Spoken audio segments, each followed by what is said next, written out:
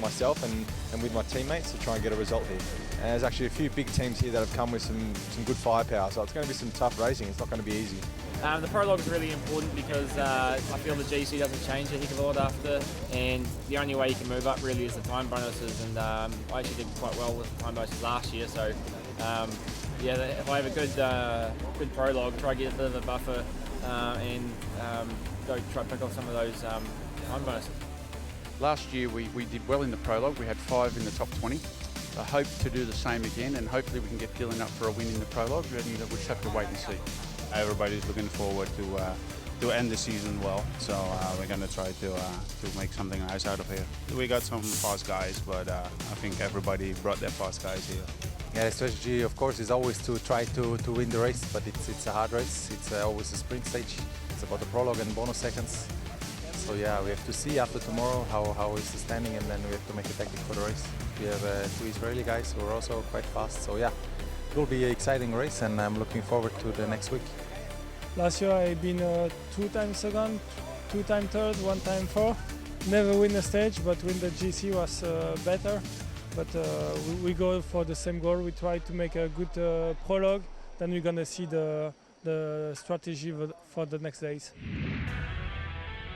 Well, let's now take a look back at 2018 and see how Boris Follet got the job done and won the race without winning an individual stage. It kicked off with the prologue, which was won by Dylan Kennett, so he rode the first stage with the leader's jersey on. It was the Colombian fast man, though, Juan Sebastian Milano, who collected the victory on that opening stage. Stage 2 was then the most challenging stage. Alzate crashed heavily early. It was then on to the major climb of the race. Ben Hill attacked late, but it was back-to-back victories for Juan Sebastian Milano, making it 2 in a row for the Colombian. Jakob Mareczko, the man who's had more success than anybody else in the race. It was a disappointing prologue, but he got back on track on stage 3, collecting the victory. For stage 4, Tom Hubbard of the St George team, one of the teammates of Dylan Kennett, got off to a poor start with a nasty fall, but his teammate finished it to perfection. Kennett collecting another win. It was then the sprinters doing battle as the bell tolled for more of the battling for position. There was another crash as Mareczko made it win number 2. On the penultimate stage, it was a Colombian tussle for stage honours. This time, though, it was Jordan Parra who got the better of his teammate Milano. And on the final stage, Boris Follet was in orange, defending his overall race lead. Mareczko collected the stage, but Follet won the race overall. Yesterday, it all kicked off with the opening prologue, 5.5 kilometres, the same course that was used last year. Boris Follet, returning as the defending champion, knew exactly what he would be confronted with. Perfect road surface, barely any altitude gain at all. A fast course requiring an average speed of more than 50 kilometres per hour to be anywhere near the top of the leaderboard. Third rider to start was last year's stage winner, Dylan Kennett, hoping that the weather conditions would be better for him. And it was still when he rolled down the ramp just after 9:30, and Kennett was incredibly quick. He rode exactly the same time as he did 1 year ago for an average speed of 53.6 kilometres per hour, a time of 6 minutes and 9 seconds. The 43-year-old Spaniard, Oscar Sevilla, was then the next to go, recording what was momentarily the second best time. Thumbs up for Kennett as he was in the hot seat watching the challengers go by. Brenton Jones was amongst them. He wasn't quick enough. It was then Cimma, Emilio Cimma of the Nippo Vinifantini team. He was trying to challenge, but the rider that Kennett was most nervous about was the Austrian champion, Matthias Brandl. Kennett was watching on, continued to tick them off. Cimma did enough to collect the blue jersey as the best young rider, but it wasn't quick enough to get the stage victory.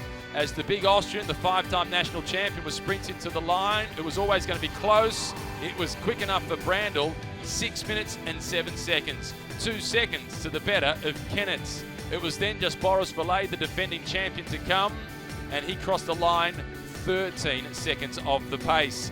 5th position on the stage. Not a bad start. 1 year ago, he was 12 seconds off the pace. Let's now hear from the stage winner, Matthias Brandl. Yeah, I came here with the goal, especially to win the prologue. I'm always good in this short prologues. I knew it will be hard because second guy from New Zealand. He's a really good track rider. So yeah, you don't have to brake in, no corner. So it was just 6 minutes full gas from the start. And it was full gas. The average speed almost 54 kilometres per hour for Matthias Brandl, winning the stage by 2 seconds ahead of Kennett. It was then Kennett's teammate Vink in third position at 8 seconds behind. Bourgelas was in fourth position. It was an impressive performance. In fact, it was Sevilla, I should say, in fourth position. Valet was in fifth place.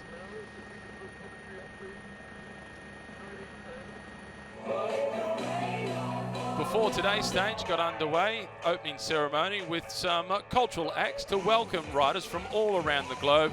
And there was lots of dancing, lots of singing. The local police force were out in strong numbers to make sure, as they do at all bike races, that everything is safe, not just for the riders, but also for the spectators. Plenty of national pride on show as well, with the spectators on the side of the road with the Chinese flag.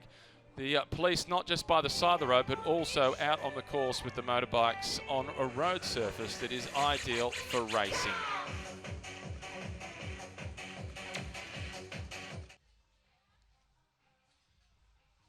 The local dignitaries also getting their moment as the sign-on got underway. It was a chance to meet some of the stars of the race.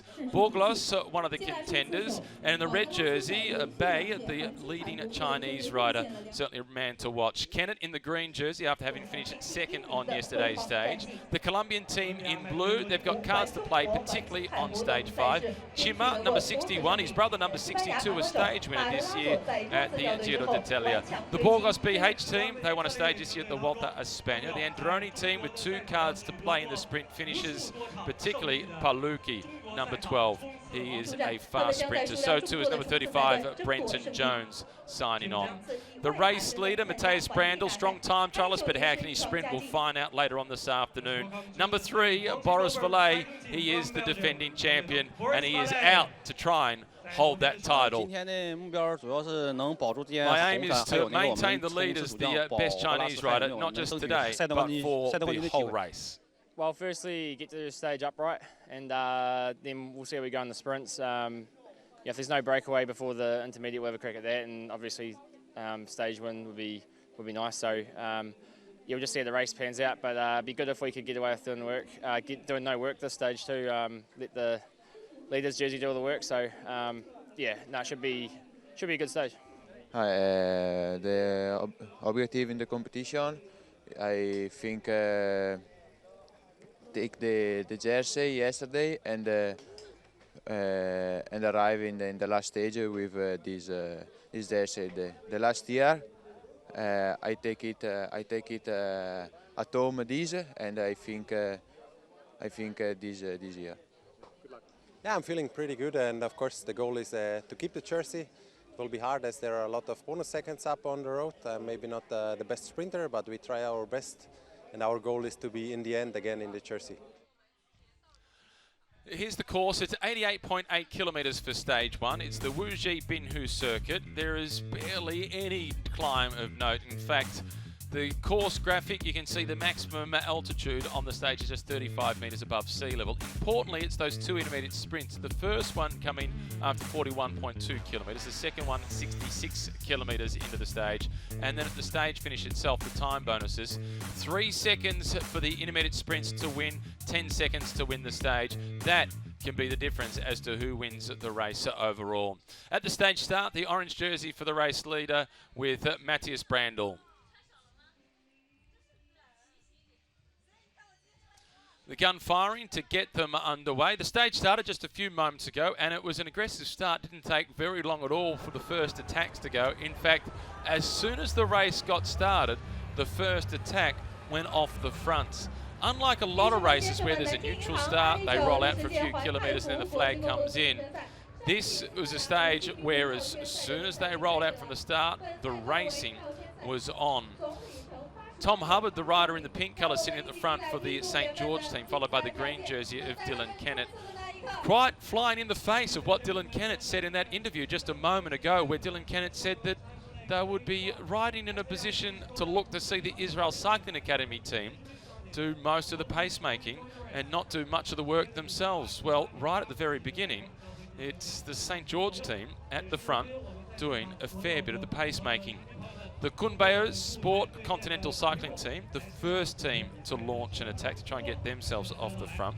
That is a team entirely made up of Chinese riders, all eligible for the Best Young Rider classification.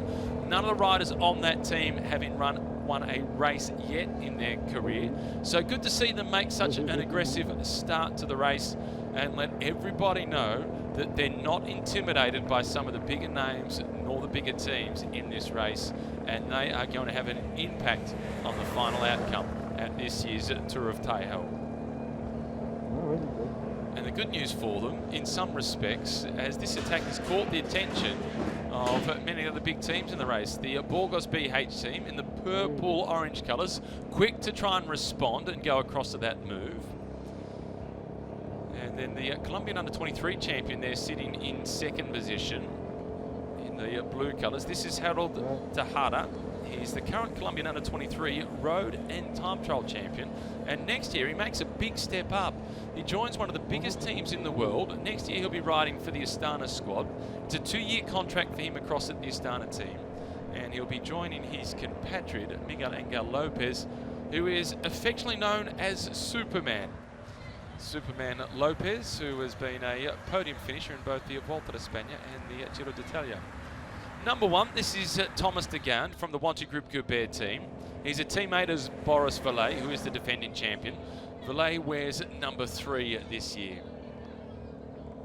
The red and white colours that you see at the front of the right-hand side of the screen, that is Matteo Pellucci. He rides for the Androni Giacottoli team. He is a quick sprinter. He won 2 stages this year at the Tour of Langkawi in Malaysia. He's won a couple of stages throughout his career also at the Tour of Poland. He would desperately love to win a stage at his native Giro d'Italia. He's been a second-place finisher on a stage there way back in 2015. And that was behind the great German sprinter, the gorilla Andre Greipel. There's no shame in finishing second to Greipel.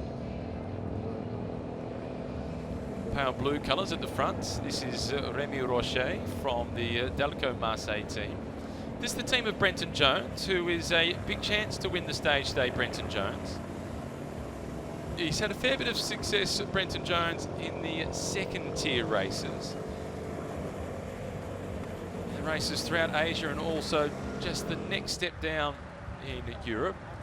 28 years of age, Brenton Jones. He has proven himself to be capable of taking that next step.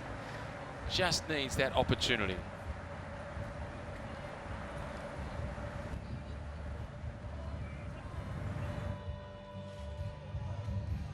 Making our way across the double rainbow bridge. The first part of this bridge was built in 1934. When it was built, it was actually the longest bridge across the Yangtze Delta River. And the second one was built in 1994, and it was built by the same family, the Wrong family, just 2 different generations of that family, quite obviously, given the age span between when those 2 parts of the bridge were built.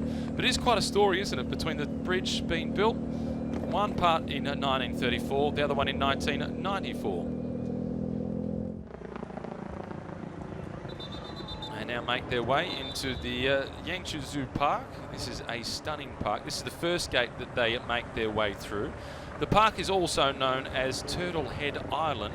It's particularly popular in September for fishing, as it is here where they have the seafood harvest season. And throughout this period, they have plenty of performances that are held in the park. They have old ancient sailboats, and they tell the stories of fishermen.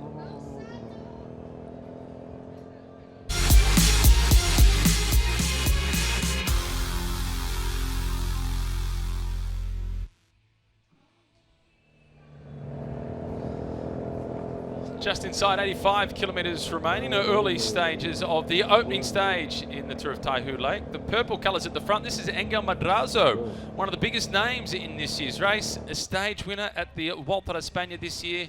He managed to win stage 4, and it was a story of resilience.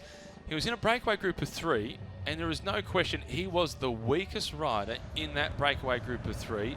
He was dropped not once, not twice, not even 3 times.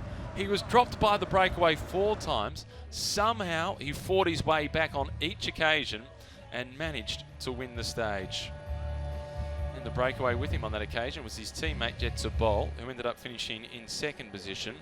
And Jetzer Bol is in this race as well. The course today will suit Jetzer Bol a little bit more than what it will Angel Madrazo. The Dutchman a little bit better suited to today's terrain. This is Wang at the back of the peloton, number 155, a young Chinese rider, just 19 years of age. Baptism of fire for him this season. Just having stepped up from the junior ranks, this is tough racing.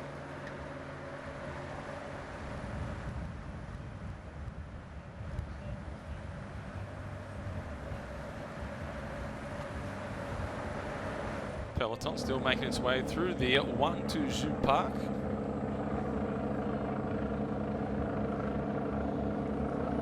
Famous throughout March and April for its cherry blossom trees.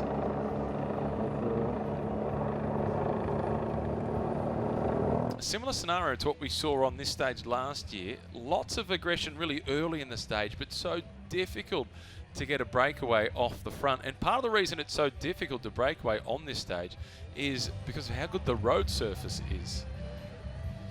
Perfect road surface makes it incredibly quick, and perfect weather conditions as well also make it difficult to break away. There's barely a breath of wind.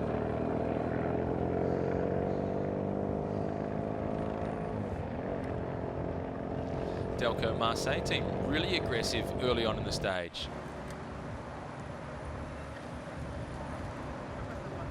Alexander Deleter showing some aggression at the front early. So too Remy Rocher, two youngsters on that team. Delet, he's a stagiaire with the team this year. Rocher was a stagiaire with the team last year, and on the back of that he signed a 2-year contract with the squad. So that's good encouragement for Alexander.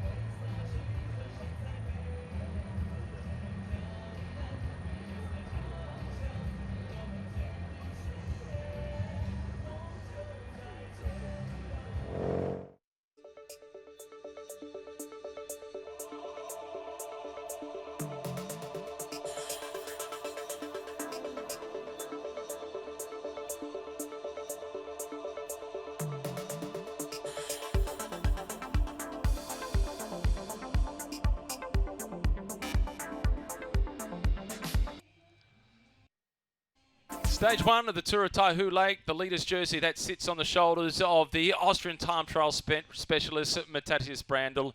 They are not yet at the first of the intermediate sprints, but they're not too far away, and they will be all important in this year's race with the time bonuses up for grabs. Just dangling off the front of the peloton now, one rider trying to break away, but life is difficult off the front on your own, and no doubt anybody breaking away will be looking to try and get some company. This is the Terengganu team from Malaysia. It's a team predominantly made up of Malaysian riders. They do have Yosef Regugu from Algeria, who has been a winner of Malaysia's biggest bike race, the Tour of Langkawi.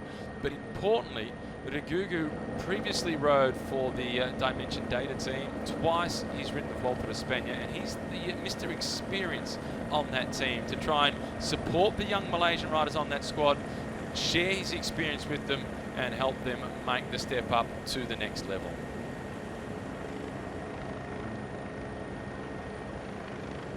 So the intermediate sprints throughout this year's race, it's 3 seconds time bonus to win the intermediate sprints, 2 seconds for second place, 1 second for third place. So that's time that is deducted from your overall classification. And then at the stage finish, it's 10 seconds for the win, 6 and 4 for second and third place respectively. And if you did catch the top of the show, and we heard from Boris Vallet, who won the race last year, he didn't win a single stage, but he had multiple second and third place finishes, plus picked up lots of the time bonuses at the intermediate sprints. So he did manage to win the race overall as a result of his consistency. He rides for the second biggest team budget-wise in the race, the Wanty Group Goubert team. But they are the biggest team in the race in terms of their race calendar. They're a team that for the last few years, they have ridden the Tour de France. biggest team in the race in terms of budget is the Israel Cycling Academy team. You can see one of the riders from that squad, number 46, in the centre of the picture at the moment. That's Dennis van Windham, the experienced Dutchman on that squad. That's a team that next year is going up to World Tour level, Division 1 of World Cycling, as they're merging with the Russian outfit Katusha. So that will guarantee Israel Cycling Academy to be at the Tours of France, Italy and Spain. They'll be at all the biggest races right around the globe.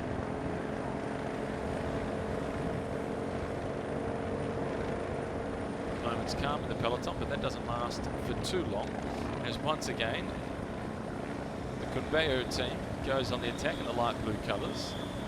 This is a team that's made up entirely of Chinese riders, and they were the first team to attack on today's stage. Pink colours that you can see just behind them, that's the Minsk cycling team. This is a Belarusian team. It's made up predominantly of Belarusian riders. They do have a couple of experienced Russian riders on the team, including Eduard Volkranov, who's 36 years of age. He's the oldest rider on the team, a former Russian national road champion. He won that title back in 2012.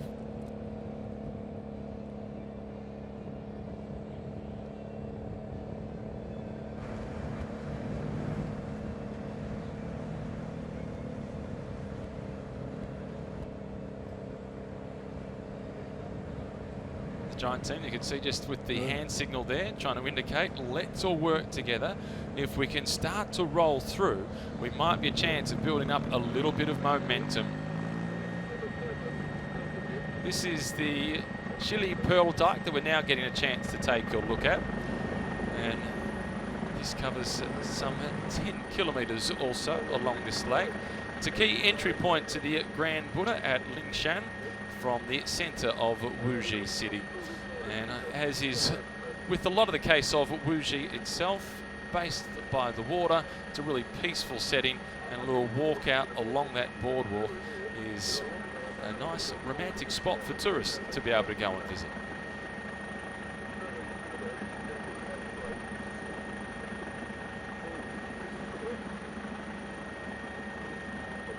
Peloton, as they make their way past, they won't get the chance to hold hands and relax. They're more likely to be rubbing shoulders, rubbing elbows, and fighting for positions towards the front.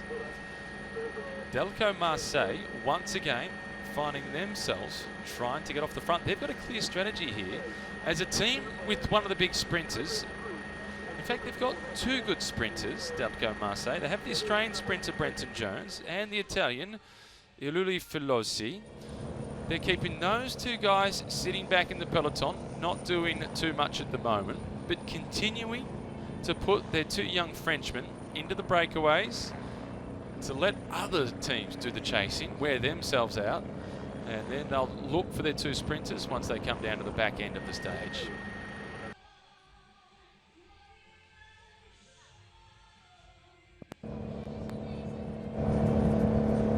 This is Giuseppe Fonzi now making his way through to the front for the Neri Sottoli team. This is a different scenario for the team in the fluoro yellow colours at the front. This is the team of Marechko from the last couple of seasons. Jakob Marechko this year, he's made a big step up from this squad through to the CCC team.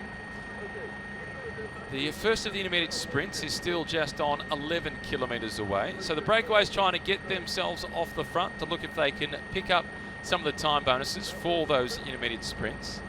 But for the Neri Sottoli team, in previous years they would have been sitting back in the peloton waiting for the sprints for Marechko. This year they're a lot more aggressive, trying to get themselves into the breakaways and not too worried about the intermediate sprints that are to come.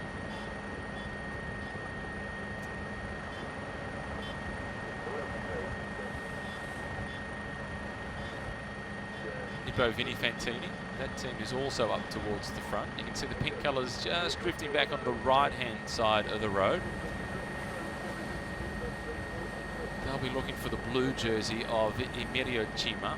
He's the leader of the Best Young Rider classification, a title that he took out in 2018 as well.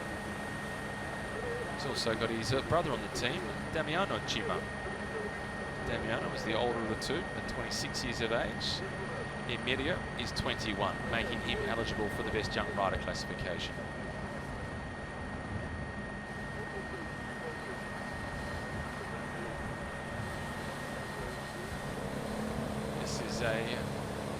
slightly more significant breakaway.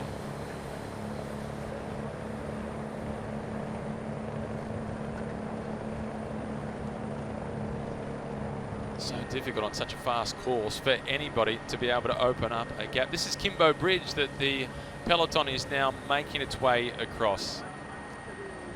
Just off to the side of this is really popular for fishing and lots of family activities. You can see some of the boats here on the river making the most of this beautiful setting.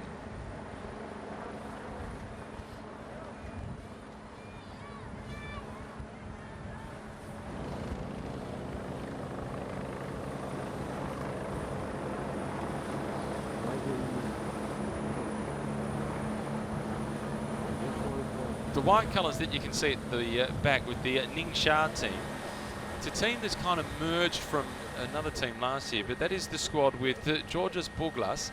He's the former Greek national champion who's got really good form coming into this race.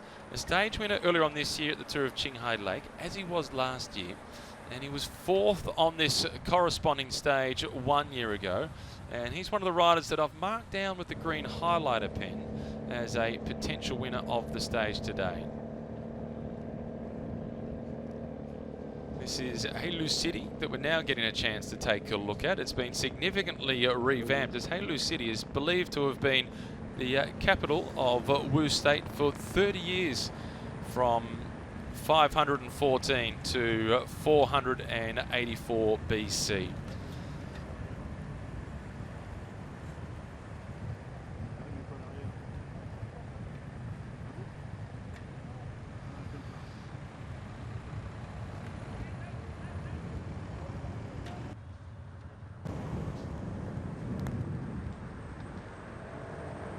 Just as it looked as if this breakaway was starting to get itself well organised, the peloton is breathing down its neck, and that causes some disruption out in front. At the head of the peloton, it's starting to splinter once again. 56.3 kilometres remaining.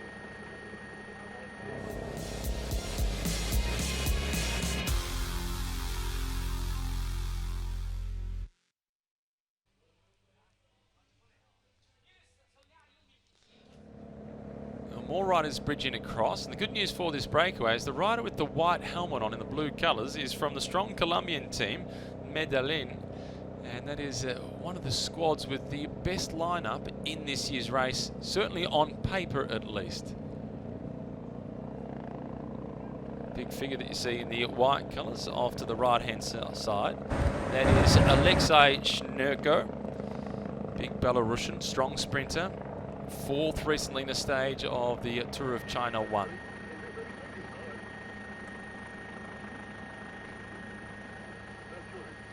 Magnificent building off to the right-hand side as the peloton charge on past at speeds approaching 50 kilometres per hour.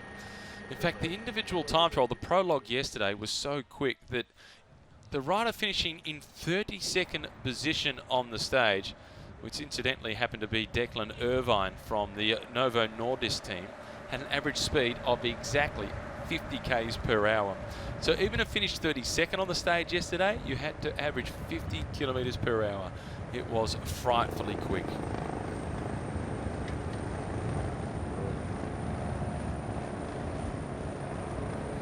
This is Vilmar Roldan now trying to go off the front.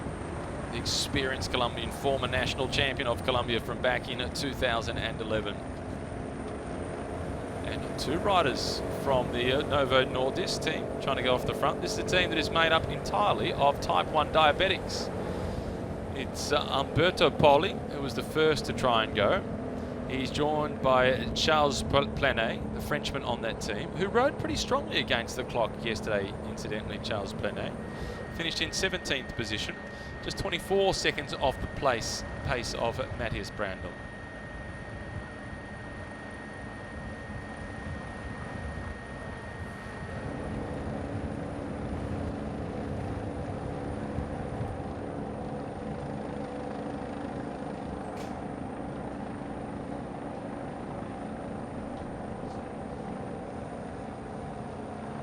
So far, St. George, they have actually delivered on their pre-race strategy of not doing too much of the pacemaking, of trying to control the race.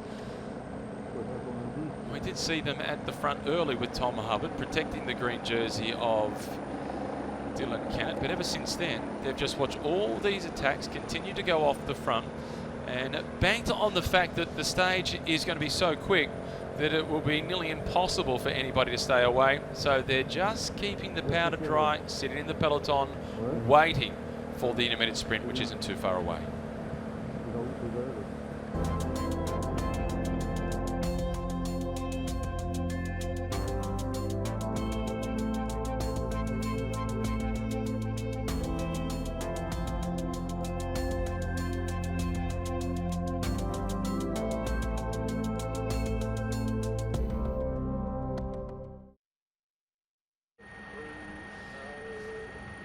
.7 kilometres remaining on stage 1 of the 10th edition of the Tour of Taihu Lake, and they're just on 6 kilometres away from the first of the all-important intermediate sprints.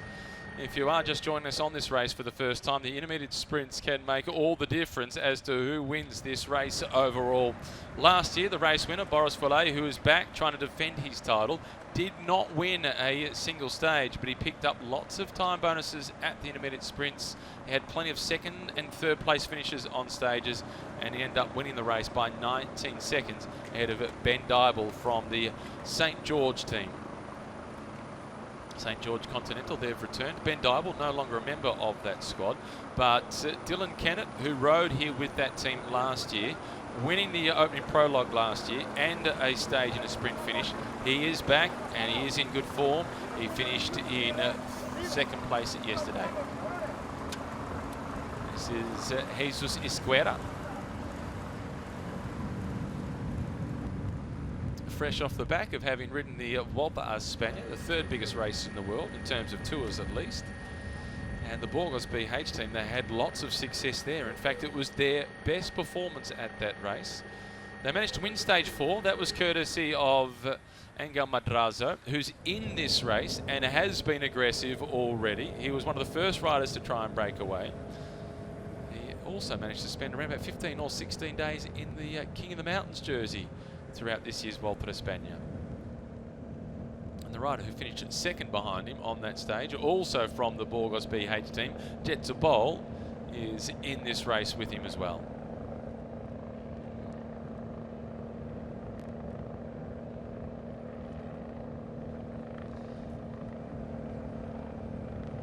This is the young Colombian once again, Tejada, rolling through to the front. This year was a winner of a stage in the Tula Avenir. Off to the Astana squad next season. The purple colours of Burgos BH at the front. This time it's Manuel Penalver. He's the better of the sprinters on that team, so you would suspect that the strategy should be to try and keep him just sitting in the peloton and saving his energy. He would certainly be better suited to waiting for the back end of the stage.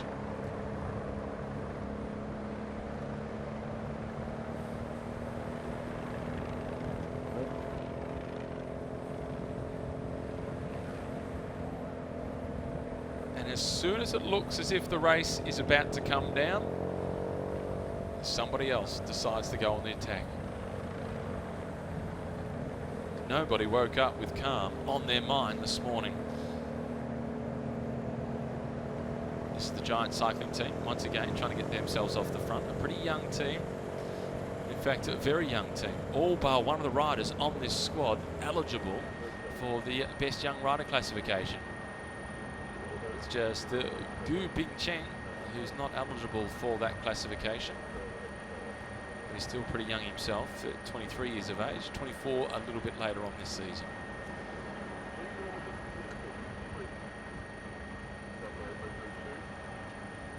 Really looking forward to seeing what the average speed is at the end of today's stage. It's one of the highlights of this race, just how fast it is. So the riders with the bright yellow helmets on towards the front, that's the team of Boris Volley. The rider that you now see in the white colours, that is Buglas. He is a contender for the sprint finishes on this stage.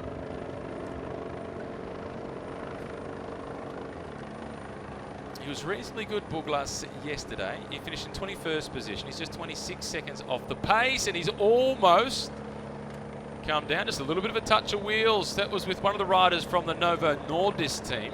That was the Spaniard on that squad, David Lozano.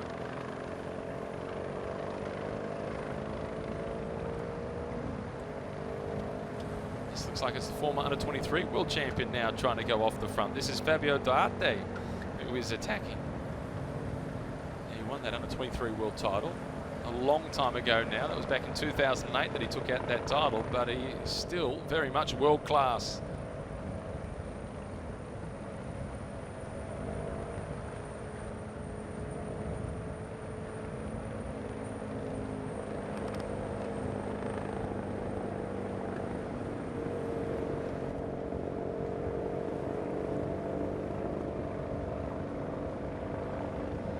This little move, just on 2 kilometres away from the intermediate sprint, is catching the attention of the rest of the peloton. The riders that have conceded some time in the opening prologue yesterday, they will be needing desperately to try and close things down. The Me Mill team, they're the riders who are at the front doing some of the chasing.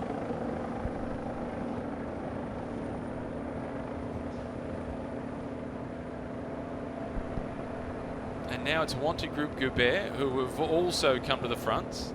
That's the team of Boris Verlet. In fact, it's Boris Verlet himself who's got that black cap on the top of his helmet. It's a carbon fibre casing for aerodynamics. Now it's Tom Hubbard who's coming to the front in the pink colours. This is for the St. George Continental team. Looking for the time bonuses for Dylan Kennett, almost overshooting that corner. And Tom Hubbard, well, he joined me last year in commentary as a result of crashing on stage 3. Let's hope that he doesn't crash on stage 1. There's Kennett now in the green jersey. They've got themselves to the front very early. The blue jersey that's not too far away, that's the leader of the best young rider classification. That is Chima. Emilio Chima, it is. The Israel Cycling Academy team, the white and blue colours, are also getting themselves up towards the front. But where is the orange jersey of the overall race leader, Matthias Brandl? Because without Brandl up towards the front, it's not of a whole lot of use for that team. Verlet throws to the line. He thinks he might have put that one in his pocket. Kennett, it will be close. A little bit difficult to tell from that angle. We will wait for the action replay. But if Kennett collected that intermediate sprint, that will be enough to move him into the virtual race lead.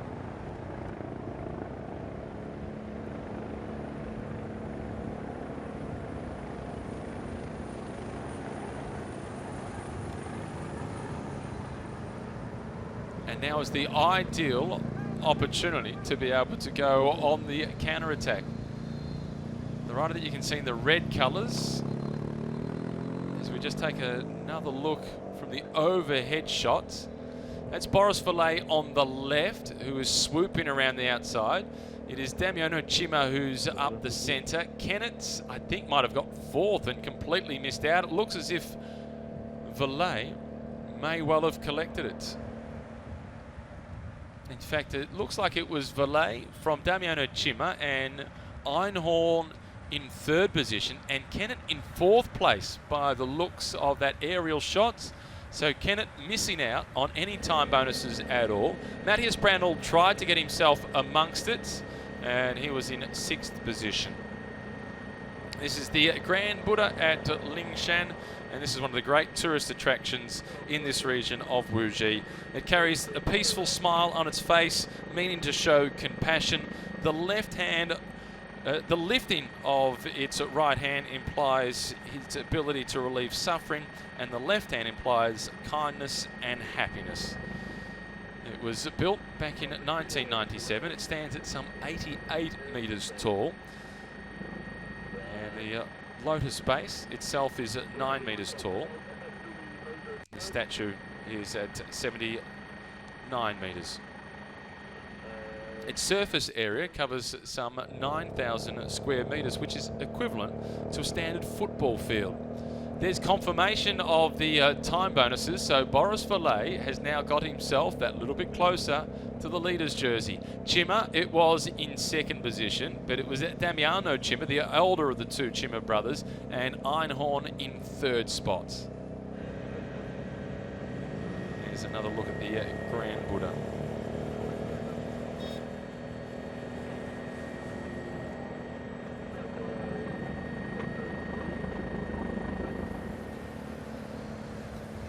Sitting at the back, this is Wesley Creeder wearing that number 2 from the Wanty Group Goubert team. He'll be pretty happy with the outcome of that intermediate sprint. So that means now, in terms of the general classification, the defending champion Boris Valet is just 10 seconds behind the overall race lead. The green jersey, Kennett, he'll be disappointed with that intermediate sprint. There wasn't much between first and fourth in terms of distance, but there was no time bonus at all for Kennett on that occasion, despite the amount of effort that was put in by both him and his team. A pretty good outcome for the Israel Cycling Academy team. They managed to avoid Kennett, the nearest rival from Brandel, collecting the time bonus on that occasion.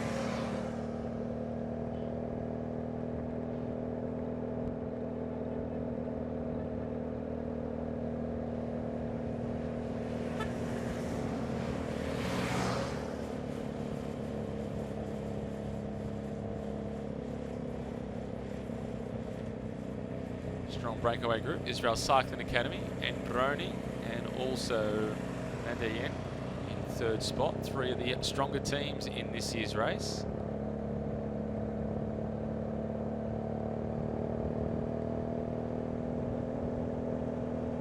This is Durante at the front now in the dark blue colours, the former under-23 world champion.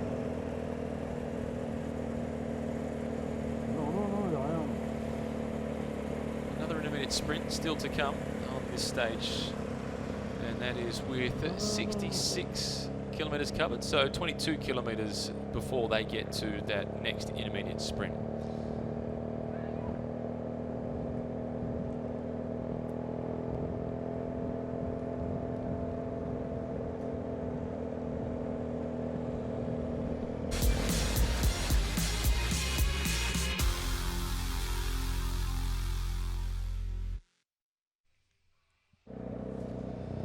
Breakaway attempts continue. Anybody that doesn't fancy themselves as a sprinter must get themselves into the breakaway. The huge figure that you can see in the red and white colours is a regular at this race. That is Voskelins, Andreas Voskelins. Big Latvian, former national road champion of Latvia back in 2014. It's the only major win in his career. Here he is now coming through to the front.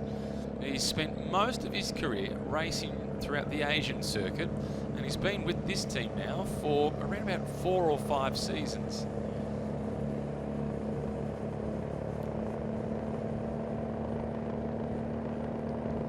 But again, as soon as it looks as if a breakaway group is about to form off the front, there's a big reaction coming from the peloton, and it all gets closed down once again. A few notables missing from that intermediate sprint in terms of not participating and thinking about the end game of trying to win the stage. Roy Efting from the Mill Pro Cycling team didn't show himself towards the front. Georges Bourglas from Ningxia, he also was absent from that intermediate sprint, wasn't anywhere to be seen. Nor was Brenton Jones from Delico Marseille.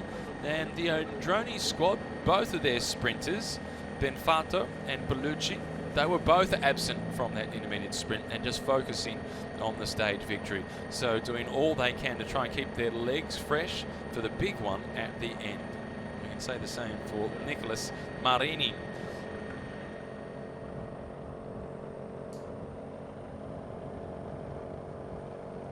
This is the Sapura team now in the blue colours with the red trim, making their way through to the front, trying to go on the attack. Another one of the predominantly Malaysian teams. In fact, they're all Malaysians on that team with the exception of one rider. They have a rider from Turkey. It's Batman Özgür from that team from Turkey, who's probably their best prospect when it comes to sprinting on a stage like this. And this is the oldest rider in the race. This is Oscar Sevilla, 43 years of age, now going on the attack. This is a rider who in 2001 finished 7th in the Tour de France, and he finished in 2nd position in the Volta a España. And a move by Oscar will catch the attention of the rest of the peloton. And Delco Marseille marking the move quickly with Remy Rocher sitting the wheel.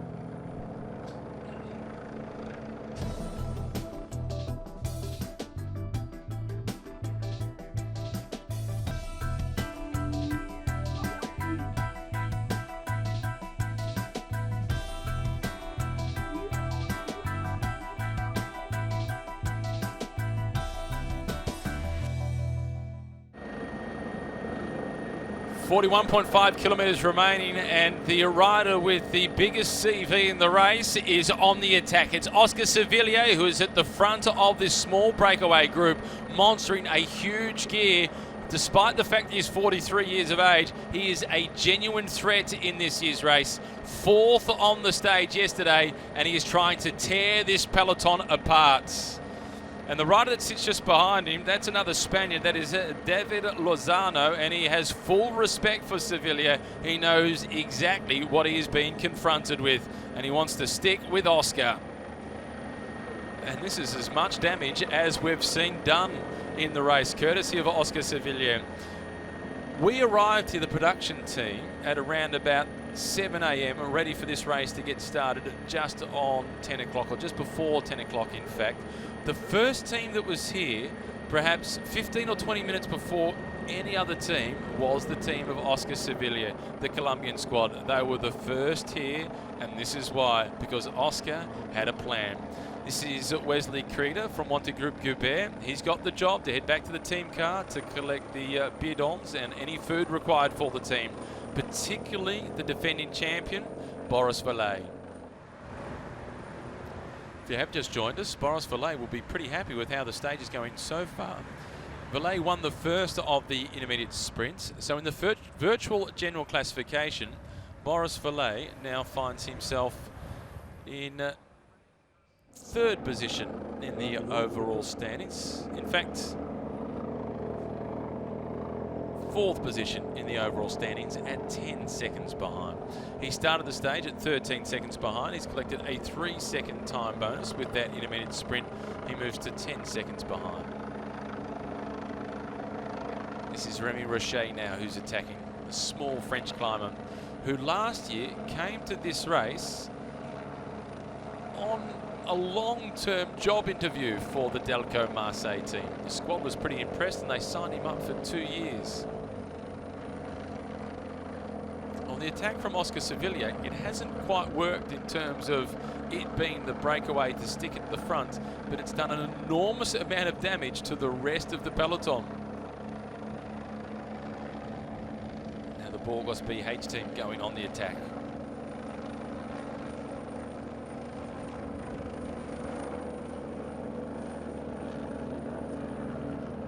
Androni also going through to the front to try and attack. This is Sprefico. One of the few riders on this Italian team that you would classify as a climber as opposed to a sprinter.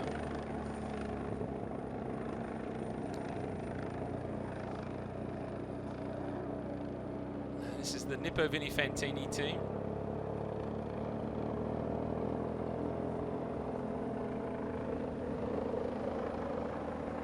They've got 4 Japanese riders on this team, 2 Italians. The Italians are both brothers.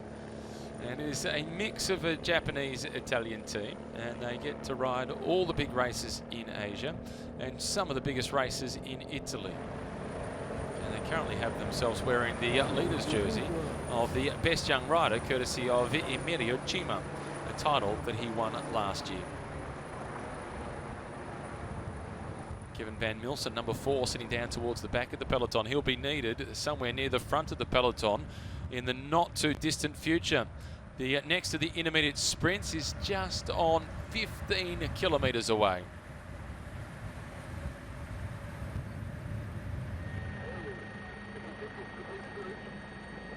This is at Peace Village that the peloton is now making its way past.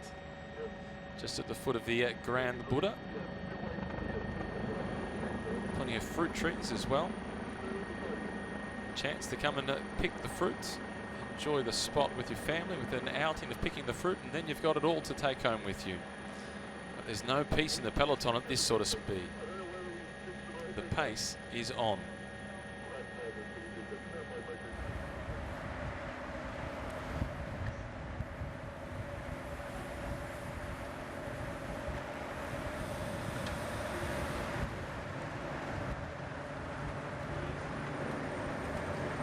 Number 121 that you just saw briefly at the back of the peloton, that's Sam Volkers, one of the shorter riders in the race. But he could prove pretty important at the back end of the race for Roy Efting, the Dutch sprinter from that team.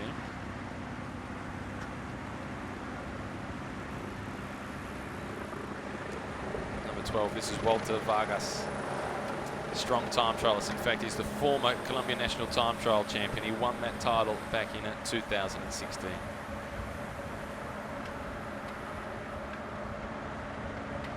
A little bit of calm has returned over the peloton, as they're on a portion of the course that is ever so slightly downhill.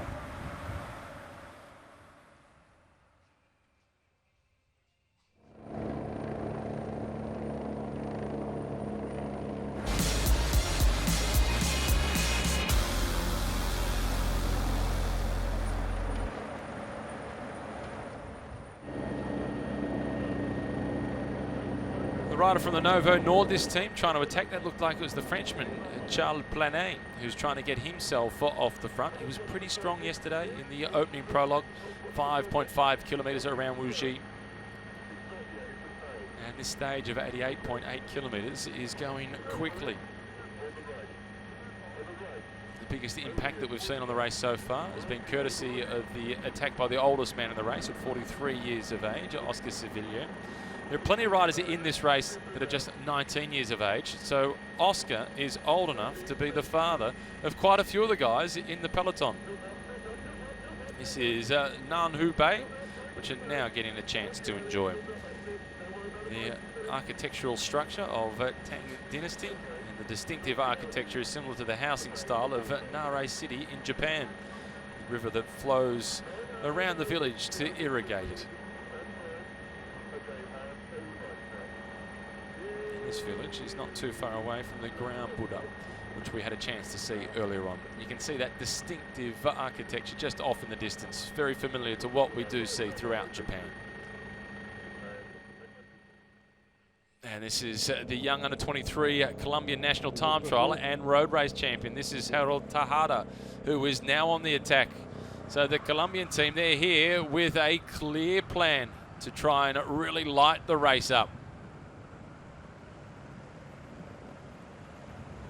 In fact, this is Roldon. So this is the older of the two Colombians with the national stripes on. This is the 34-year-old. It was the Colombian champion back in 2011, but the Colombians have been super aggressive throughout this race. A moment slipstream behind the TV motorbike. This is at the back of the race. This is Bevilacqua. As you can see, it was 55th on the stage yesterday, 39 seconds down. This is a team that has one of the favourites for the stage today, Luca Paccione.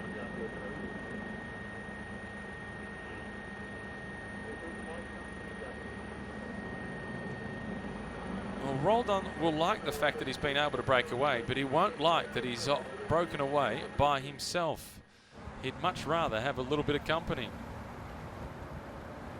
Slightly sticky bit. A little bit of an arm sling off the car. And there's no endless supply of water bottles in a race like this one, so he's actually handing the empty bottles back into the car, which is good environmentally as well.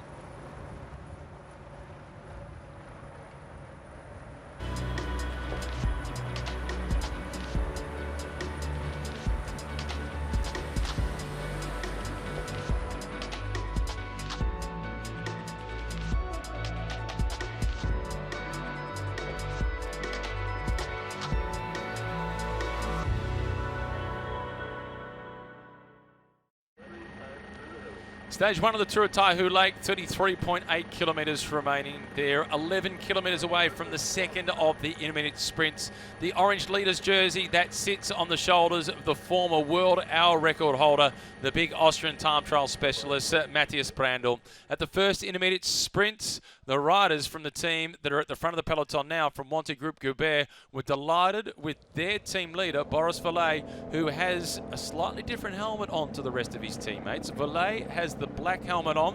It's got extra aerodynamics. You can see that it is a hard case shell for the aerodynamics.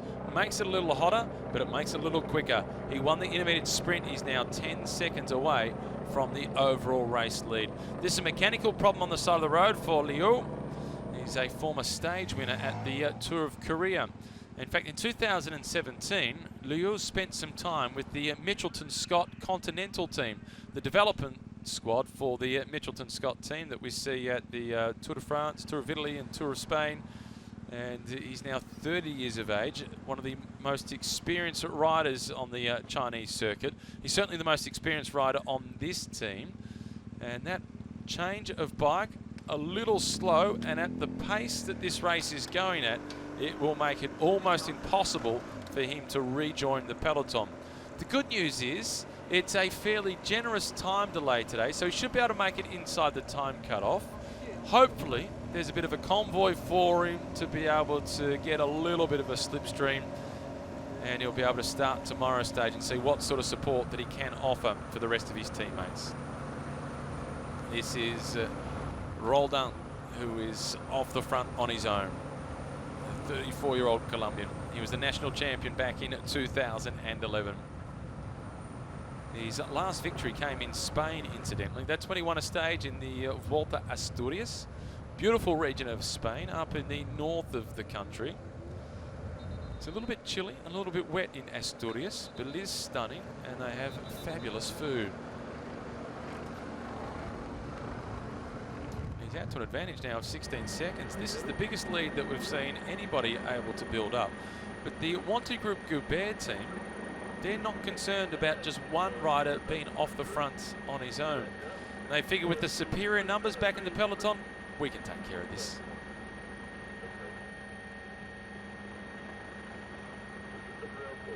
And as we pan back, the gap of that 15 seconds is pretty much the length of that bridge. Peloton not quite strung out in single file, but it is moving.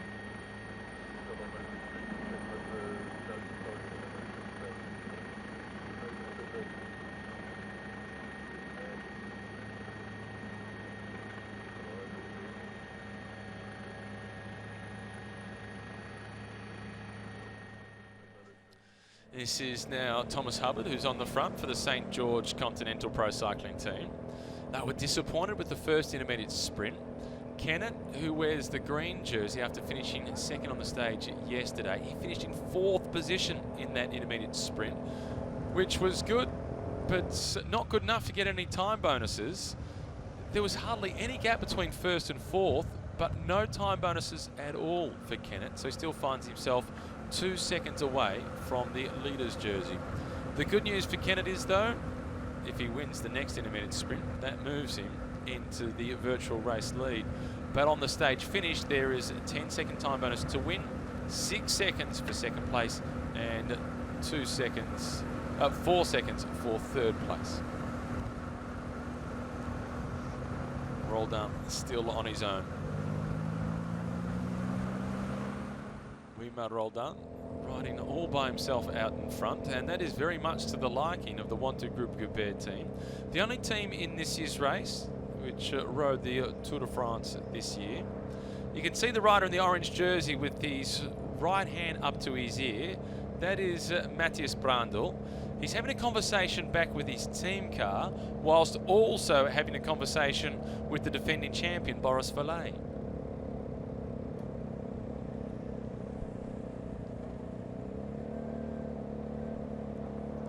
I'd imagine that at this point Boris Valet is probably saying, hang on, you're the race leader. Why don't you put at least 1 or 2 riders on the front to assist with the chasing of the breakaway? Because even though I'm the defending champion, you're still in front of me by 10 seconds, so I shouldn't be the one that has to get my teammates to do all the work. Judging by that raising of the hand of Matthias Brandl, he's probably said, well, you're a much better sprinter than I am. You chase. There are no laws to it. It's just the law of the jungle. See the red jersey with the white nicks on the right-hand side of the screen as well. That is Bei Jun. He is the leader of the best Chinese rider classification. He is our leader of the race overall, Matthias Brandl. 29-year-old Austrian. He's been a 5-time Austrian time trial champion. Is number 163, the green jersey, Kennett's second place in the general classification. Incidentally, he rode exactly the same time as what he rode last year to win the prologue. It was just that Brandl was slightly better. Skoda providing the vehicles for this year's Tour of Taihu Lake. I get the privilege of being in a Skoda car for a fair part of the season for races in Europe, particularly Paris-Nice, Tour de France and the Volta a España. Either the Skoda Octavia or the Skoda Superb when I get a little bit lucky in Spain, and they are brilliant vehicles.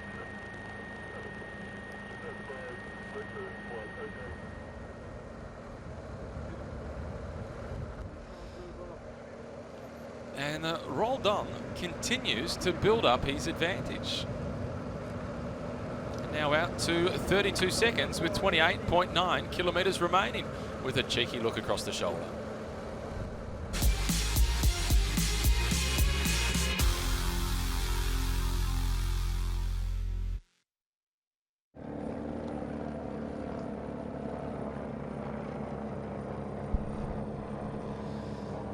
The pink colours at the front for the St George Continental team. They are desperate to try and take the intermediate sprint bonuses.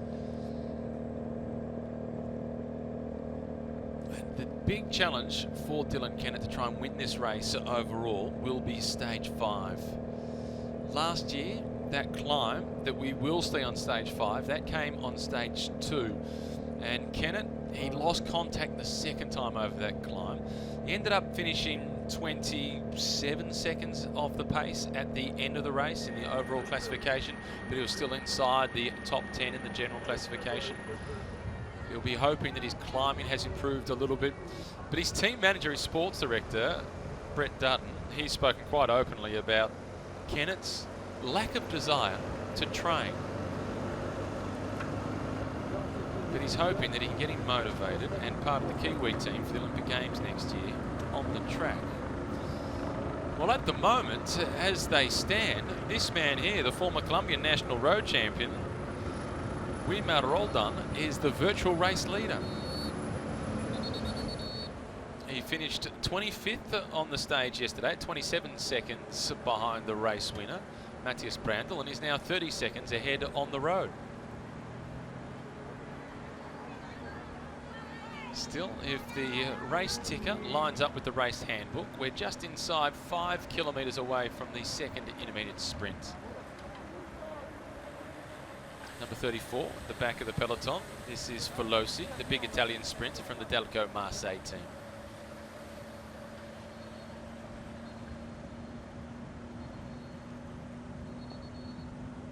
Throughout this race, we get to see lots of stunning statues, and this is one such example.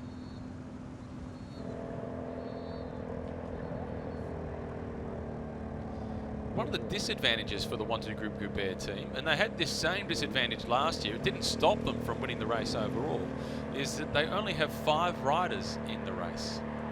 Each team is entitled to have 6 riders, but they're here with just the 5. This is Matthias Brandl from the Israel Cycling Academy team. He did have his teammates, Itamar Einhorn, finish in 3rd position in that previous intermediate sprint. Which is good news for Brandl because it prevented Kennett from finishing in 3rd and getting the 1 second time bonus and that little bit closer to orange.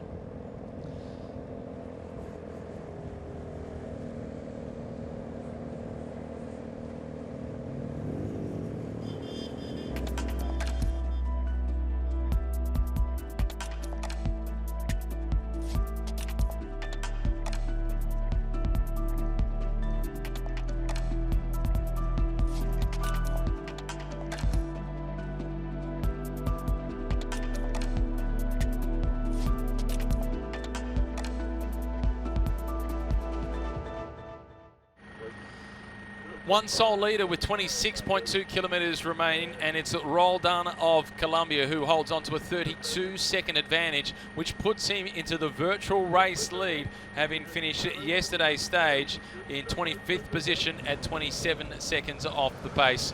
But the odds are firmly stacked against him. The Colombian team, as we see their former national champion, they came here with a clear plan of attack, and that was to be aggressive. They were the team that were the first to arrive. They got here around about 15 or 20 minutes before any other team. They were warming up for more than an hour on a race of 88 kilometres, and they've been on the charge since the gun went to get the race started.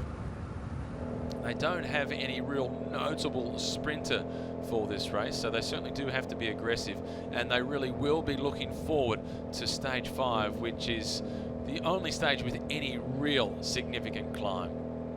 Monte Group Goubert, the team with the yellow helmets on at the front, doing the lion's share of the chasing. This is the team of the defending champion Boris Valet, who won the first of the intermediate sprints. That puts him within 10 seconds now of the overall race lead. So mathematically, without breaking away, Boris Valet can move into the race lead by the end of today's stage. If he finishes inside the top 3 at this next intermediate sprint and then wins the stage, and Matthias Brandl doesn't finish inside the top 3 on either of those, he will move into the orange jersey. No doubt those calculations have been going through his head, but he's also a rider who is prepared to play a patient game. Last year, Boris Valet didn't win a single stage. He was regularly second, regularly third, picked up intermediate sprint bonuses, won the race by more than 19 seconds ahead of Ben Dybel.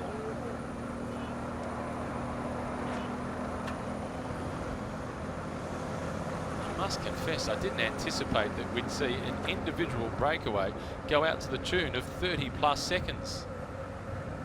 The Roldan is riding brilliantly.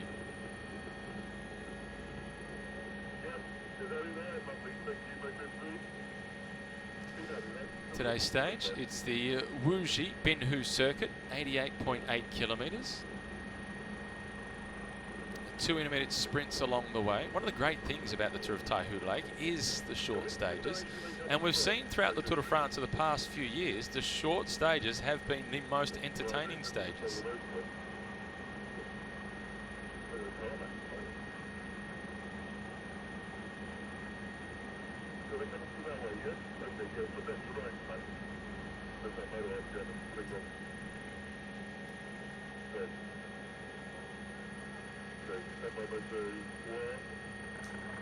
Well, a fair bit of calm within the peloton. With that gap at 36 seconds and only a couple of kilometres away from the second intermediate sprint, it looks as if the peloton will be sprinting for second place at that time bonus. I'm fairly confident they will catch Roldan by the time they get to the end of the stage, but I'm equally as confident that they won't catch him by the time they reach the second of the intermediate sprints.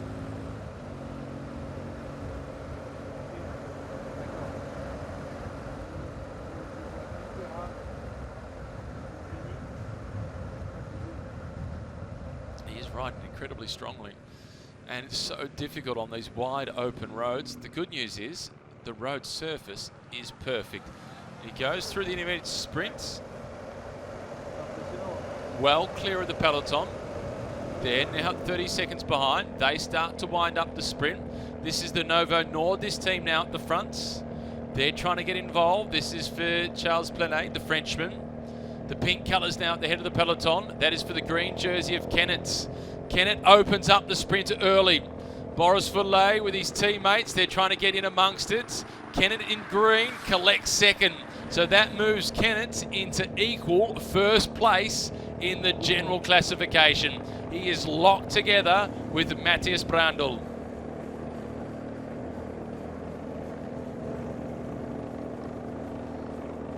That was much better team coordination then by St. George Continental.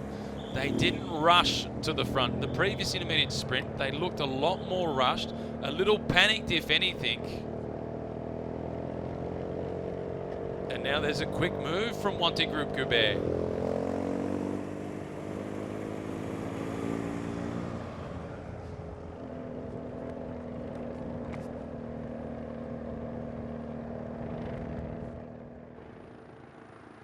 But that intermediate sprint, Kennett comfortably winning the bunch sprint finish. That's for second place, so that gives him a 2-second time bonus.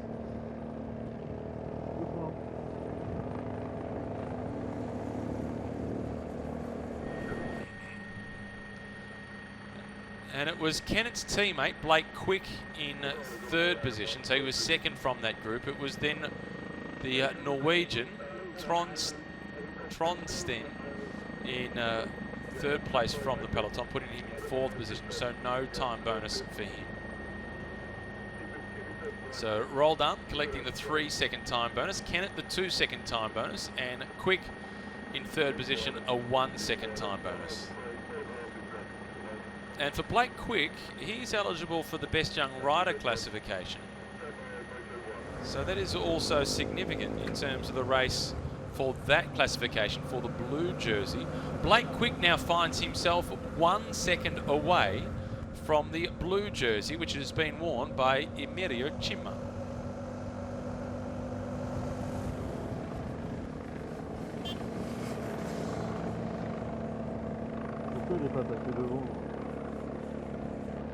And how quickly it's all over out in front for the calisthenics, or is that yoga that's rolled up? He is raising the white flag. He realises it is futile out in front on his own. He's managed to gain the small time bonus off the front. But that is job done for Roldan.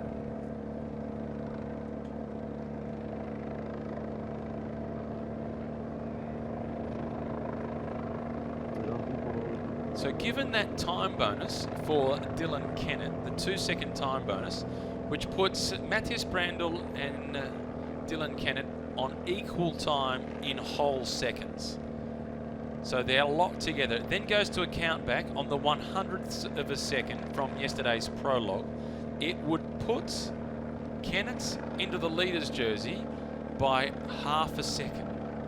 If neither of those riders finish inside the top 3 at the stage finish today, and they finish in the peloton on the same time as the stage winner, it will be Kennett who takes the race leader's jersey by 0.5 of a second. It'll be interesting to see what the strategy is that's adopted by Matthias Brandl and the Israel Cycling Academy team for the final dash to the line across the last 20 Ks. The former Colombian national champion, now number 113, is reeled back in.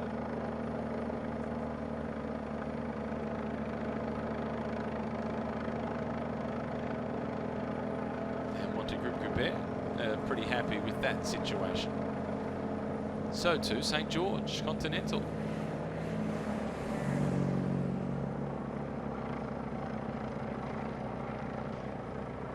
And the Israel Cycling Academy team now putting one rider up towards the front.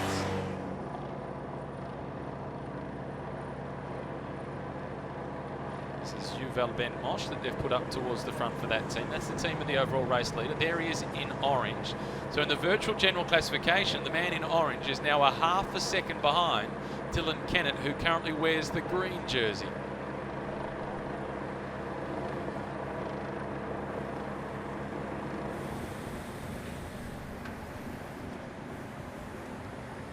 Number 32 at the back of the peloton, that's the British cyclist Simon Carr, who speaks perfect French, by the way. Number 34, Filosi, the big Italian, important lead-out rider for their sprinter, Jones. Number 36, Remy Rocher, who made his debut with this team late last season.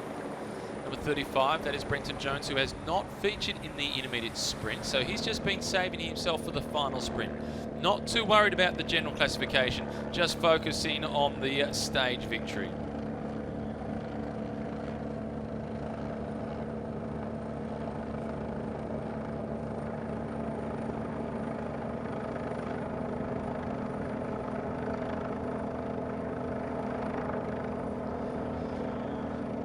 The tempo that's been now set at the front by the St. George Continental team, along with Wanty Group Goubert and Israel Cycling Academy, is a tempo to nullify anybody else trying to break away.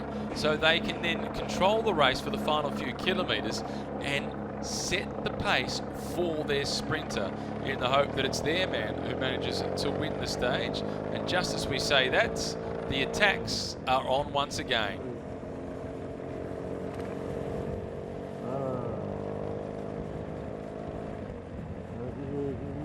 Coming off the front this time, this is the Hong Shun team.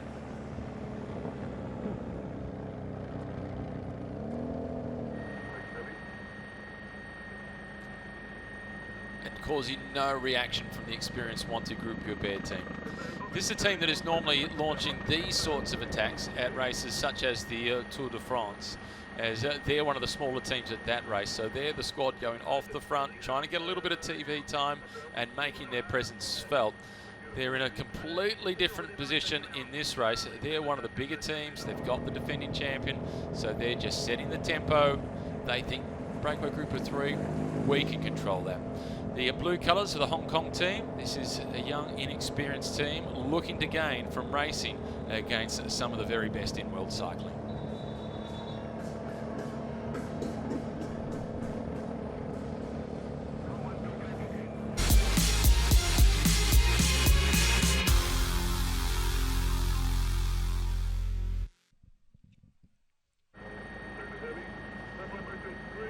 Inside the last 18 kilometres, ideal conditions for a bike ride, which makes for fast racing because there's no crosswind to cause any splits within this peloton. And despite how aggressive it has been, there's just been one rider breakaway of any significance, and that was Wilmar Rodon, former Colombian national champion, got out to a maximum lead of 34 seconds. Conversation happening out in front now with these 3 riders trying to get organised, trying to stay coordinated and trying to build up an advantage over the peloton, which is being led by 3 teams with 3 favourites to win today's stage.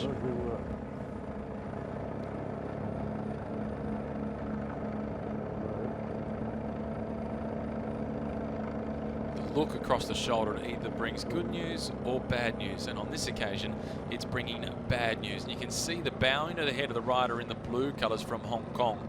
He can't quite get himself to the front to do his turn of pace as the tempo is just a little bit too hot.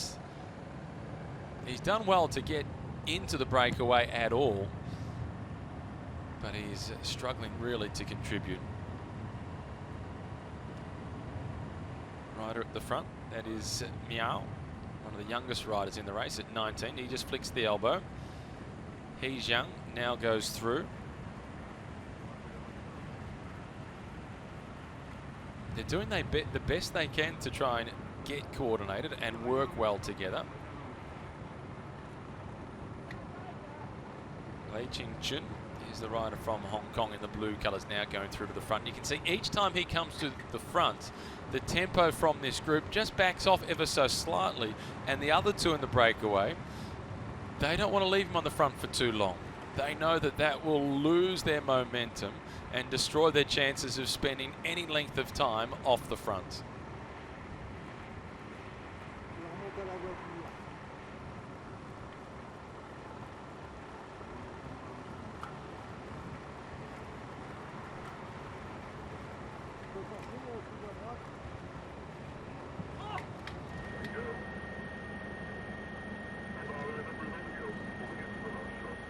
Lei from the Hong Kong team, the only other race that he's ridden with that team so far this year has been the Tour of Japan, and unfortunately for him, he didn't finish at stage 2. So he hasn't had a lot of time to bond with the squad throughout this season.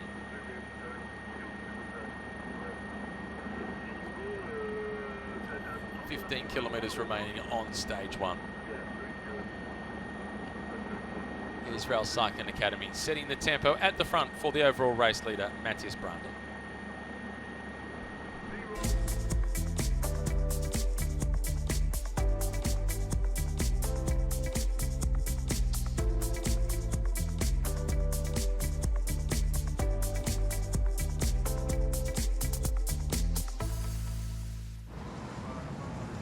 Inside the last 15 kilometres, it was a breakaway group of 3. It is now down to a breakaway group of 2, and it's 2 teammates off the front from the Hongsheng cycling team. It is Miao Chengshu, who is one of the youngest riders in the race at just 19 years of age, and he's joined by another 19-year-old, He Zhang. Those 2 riders are yet to win a professional bike race, but they are showing themselves at the front ahead of a squad such as Wanty Group Goubert, which this year rode the Tour de France, and Droni Giottoli, they're also in the race. They rode the Giro d'Italia this year. Burgos BH, they rode the Volta de España, and they managed to win a stage. So they are keeping good company, and they're doing well to be off the front inside the last 15 kilometres in stage 1. They did have one other rider with them, which was Liei Kin Shun from the Hong Kong team, but he was really struggling in this breakaway group, and each time he went to the front, the tempo backed off and it was slowing down their progress, and he has since been distanced and returned to the relative comfort of the peloton. And there is the peloton just around the corner. The gap that these 2 have been able to build up has been so small that we haven't even had a graphic come up with the time gap between them. It's just been a visual gap between them right throughout the break, and perhaps 4 or 5 seconds their maximum lead. The teams of the sprinters not allowing anything to get too far away. 2 intermediate sprints having been contested so far. The first one was taken out by Boris Vallet. That moves him to within 10 seconds of the overall race lead. The second one was won by Roldan, the former Colombian national champion. That was from a breakaway. He was off the front on his own. But in second position in that intermediate sprint was Dylan Kennett. And Kennett, collecting the 2-second time bonus, has moved himself up into the virtual overall race lead. Stage finish coming in 13.5 kilometres. The time bonuses there will be all important. And Matthias Brandl will need to finish in front of Kennett and inside the top 3 to maintain the overall race lead.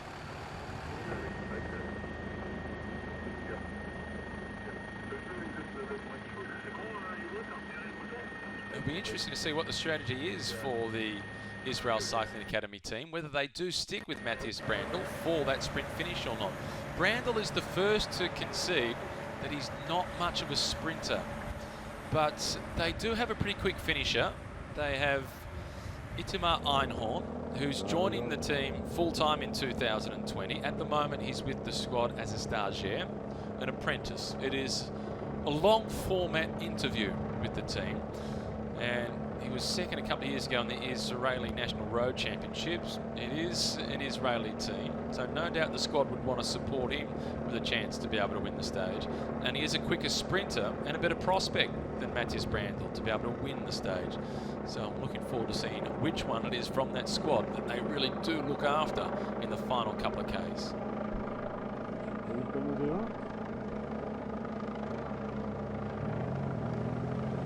Now 2 leaders,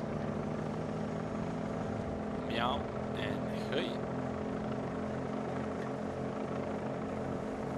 battling away out in front, desperately trying to defy the odds.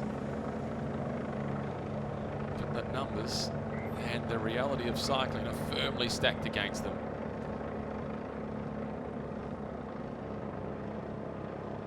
Smart move by the rider that you can see in second position with the positioning of his hands and putting them across the center of the bars as you do when you have time trial bars on. We saw one of the riders yesterday in the prologue from the St. George team. I can't quite remember which one it was, but in the prologue you weren't allowed to use a time trial bike and you weren't allowed to use time trial bars. That's just to try and create more parity because of the expenses of traveling with time trial equipment. But what he did was just put a little bit of padding in the center of the bars so he could lay his hands across the handlebars as we just saw then to get a little more aerodynamic.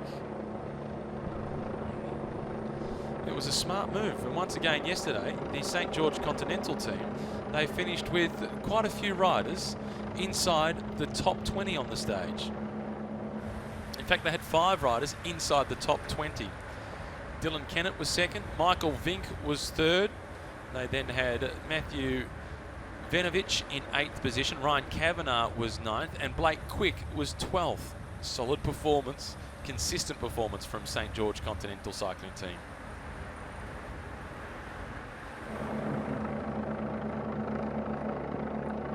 And there is that aerodynamic time trialing position once again. A lot of the riders yesterday, what they did with their brake levers was turn the hoods inwards so as they reduced the surface area on their chest so they weren't catching quite as much wind.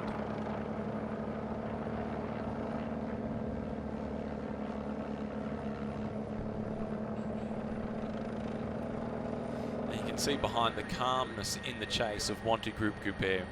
No urgency to try and close down that gap. In fact, having that gap there with 2 riders out in front is to their advantage. They'd like to leave those 2 riders out there up until as much as 4 or 3 kilometres remaining, as having those 2 riders off the front and the tempo that allows them to set and just chasing them in this manner will prevent other riders from trying to break away.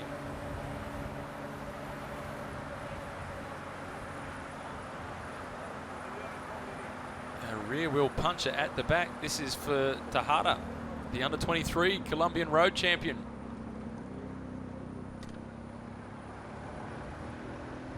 That is unfortunate.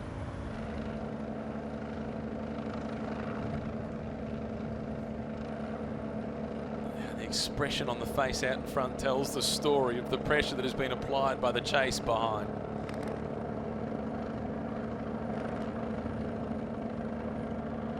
The good news is they're not going home anonymously and they're flying the flag for their team. The Hung Shon team. They'll be looking forward to the sprint finish as well. They have Zhang Zhen, the 24-year-old Chinese rider, who is a pretty good sprinter. He actually finished 4th on this corresponding stage last year. So we'll look for him at the back end of the stage.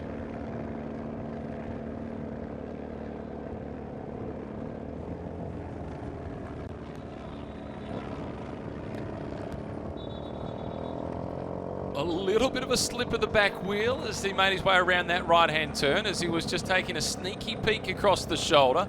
Slightest lapse of concentration can be very costly at this point. The road surface, they couldn't ask for anything more in terms of the road surface. Absolutely perfect, pancake flat throughout the stage. It really is a sprinter's paradise. Dylan Kennett will be hoping that he can replicate his performance from this race last year when he did win the prologue. He replicated that time yesterday, and then he managed to win a stage as well. And if he can win the stage today, he'll be able to take that lead jersey convincingly. It's just a little bit of a wobble as he made his way through that corner. A look across to his teammate. Everything is okay. I like the fact that the peloton is breathing down their neck. They're only a matter of around about 50 metres behind them, but they're not raising the white flag. The legs are burning. They're up in the red zone, full of lactic acid, but they are still persisting off the fronts. You can see the purple colours now on the left-hand side of the peloton. The Burgos BH team starting to appear towards the front as well. That's a team now that is riding on real confidence. They managed to win a stage this year at the Tour of Spain. That was courtesy of one of their climbers, Engel Madrazo. But today they'll be working for the young Spanish sprinter, Manuel Penalver, I should say, who has ridden quite a few races in China already this year. In fact, this is his 4th race in China in 2019. Could that drink of the white water bottle be a substitute for a white flag and an indication that it is all over for the breakaway group of 2?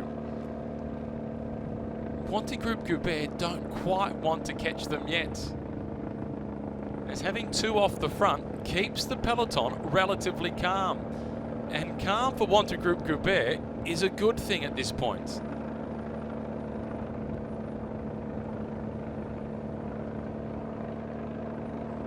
Purple colours on the right, that is the Burgos BH team, and the rider that you can see leading them is Madrazo. He's one of the most experienced members on that team. Ben Alvar is the sprinter that they're working for. Looks like the breakaway has been caught, despite the best attempts of Wantegroup Goubert not to want to wheel them in just as yet. Unfortunately, it is all over, however.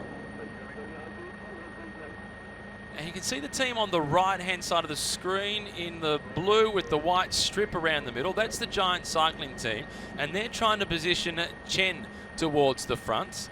Young 20-year-old sprinter. He had 3 top 10 finishes on stages at the Tour of Langkawi this year, and he's coming to the back end of the season with a fair bit of confidence. He's the rider on that team with the orange shoes on. He's the last in line from that squad.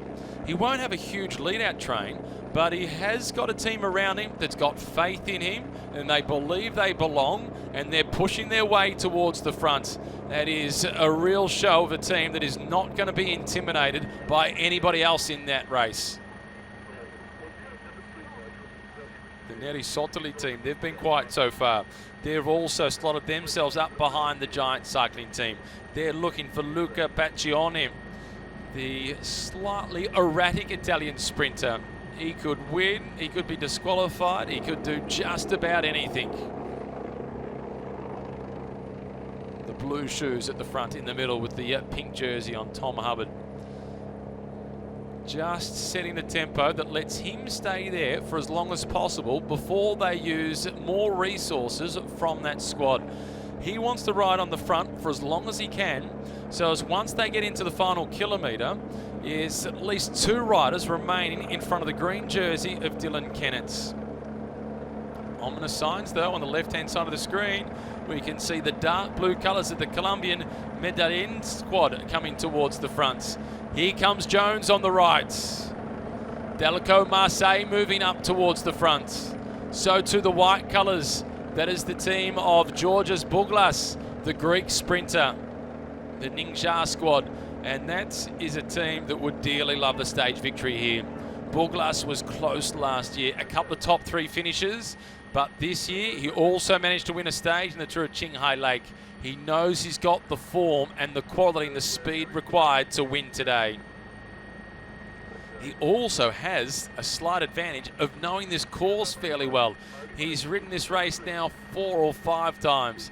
He's got a little bit of a home ground advantage by comparison to some of the others. Burgos BH at the front. This is Madrazo who's setting the tempo. His teammates full of confidence at the end of what has been a brilliant season for them. Best year that they've had so far. Change of colours, the purple, it makes them pretty easy to spot. The pink colours, a little bit of a touch on the shoulder there from the St. George cycling team. They've got themselves well lined up for the green jersey of Kennett, and still pushing and shoving, making sure that the Giant cycling team stay out of the way. At least that is their hope. But they've got every right to be there. They just need to try and push their way in. Medellin now making their way up towards the front. Their sprinter is Oila, and he should be the one who is last in line. Sevilla is in 3rd spot, and in 4th position it is Oila.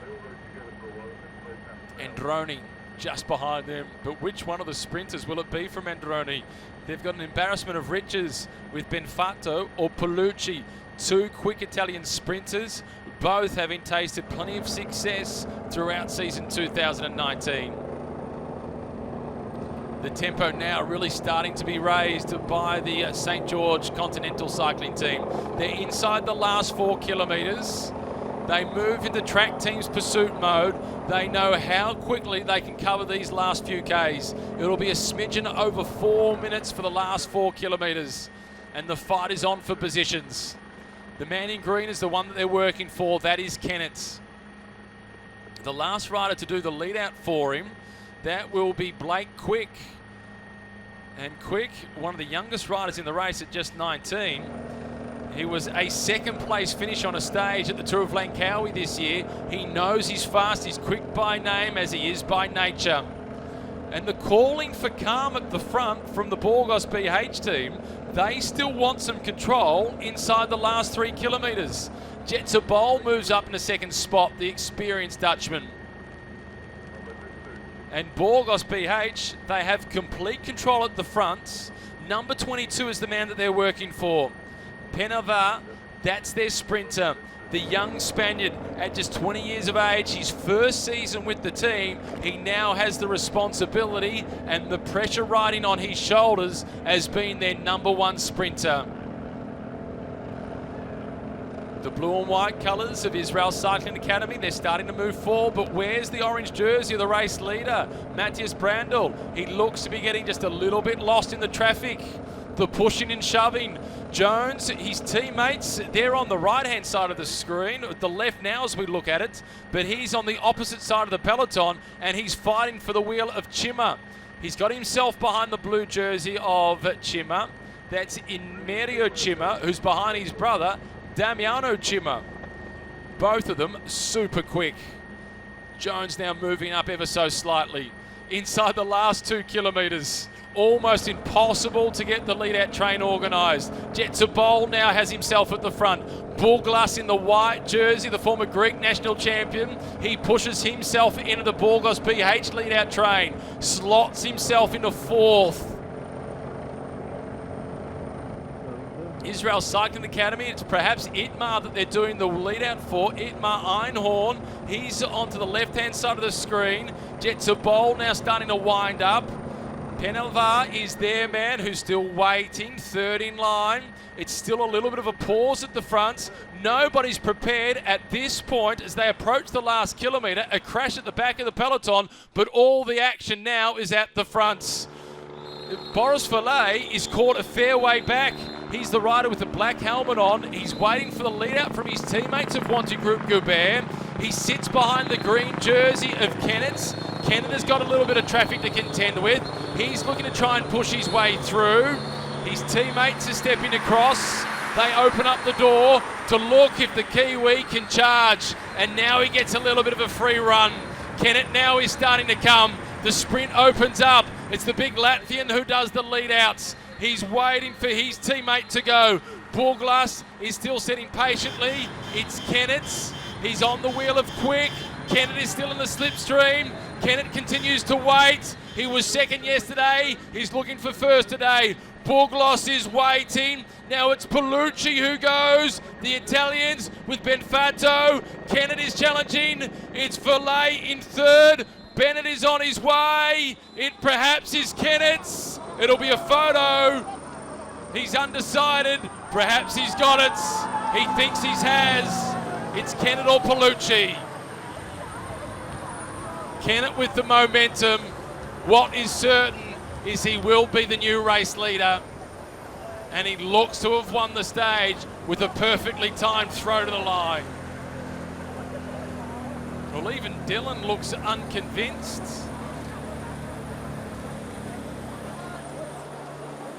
Here's the photo on the line.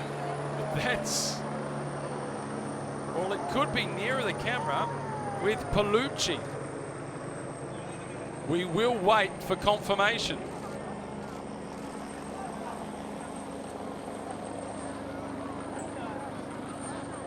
Well, Benfato. Oh, it's Canada had the momentum, but perhaps slightly late.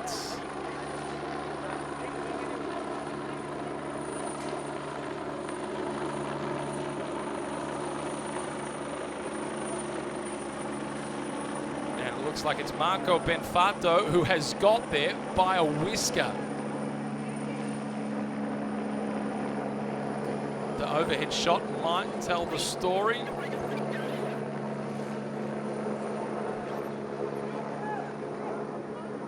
Benfato has got there by the narrowest of margins.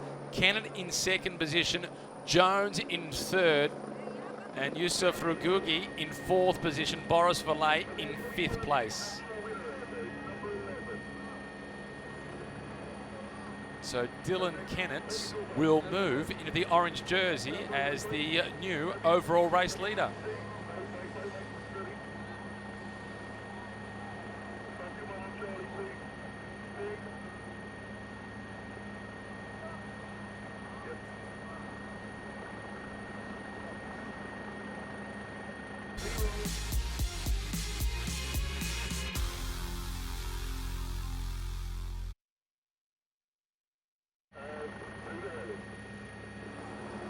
that was a tussle for positions inside the last kilometre. The Androni team, they had both Palucci and Benfato at the front.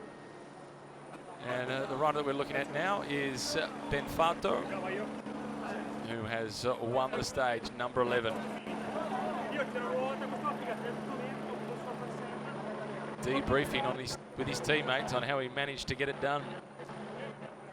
He has had a lot of success with races in China. He's won 8 stages of the Tour of China 1, 7 stages of the Tour of China 2, and he's won the general classification at the Tour of China 2.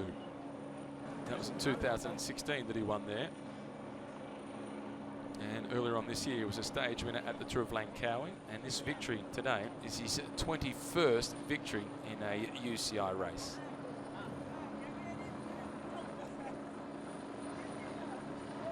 It was desperately close. Kennett was coming at a great rate of knots, just got the timing wrong.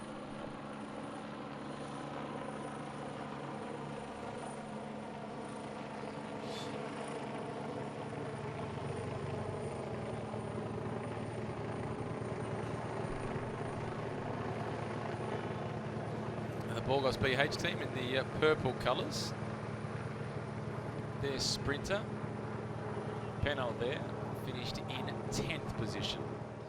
This is Chima in the blue jersey. He's managed to hold on to that blue jersey as the leader of the best young rider classification by 1 second. And Imerio Chima, he finished in 14th position on the stage.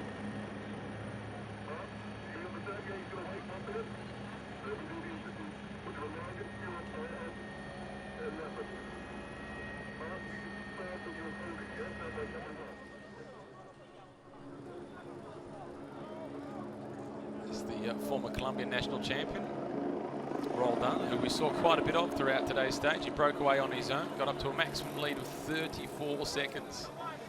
It was the biggest lead we saw of any of the riders in the race. Androni Giocattoli team celebrating the stage victory today with Marco Benfato.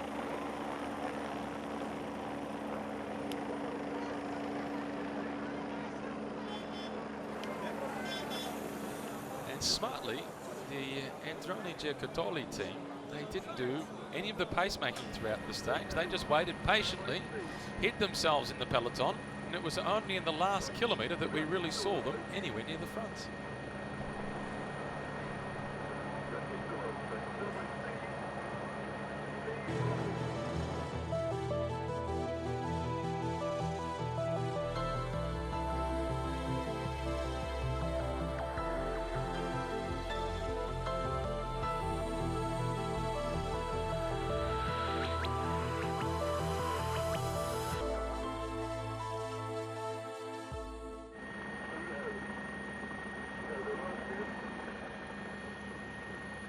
Stage winner Marco Benfato.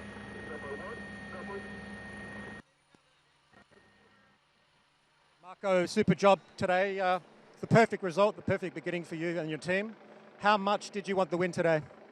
I like Asian race, and today I start for win because the race is very fast, and I like this race. And I'm very happy for this victory. The tactics today, it looked like a fast day. There was a lot of attacks. How difficult was it to control? It's not difficult to control today because a lot of guys go in the breakaway, come back, go in the breakaway, and in the finish, bunch of sprint. I have 2 solutions in the team. Thank you.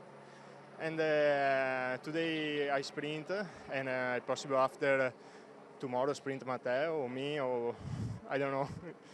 Marco, the tactics in the final kilometre, how did you see it? I stay near a good position. I take a good position. In the finish, I start for first the sprint, and I start very good. But in the finish, I am little down the speed. But I win and this is important.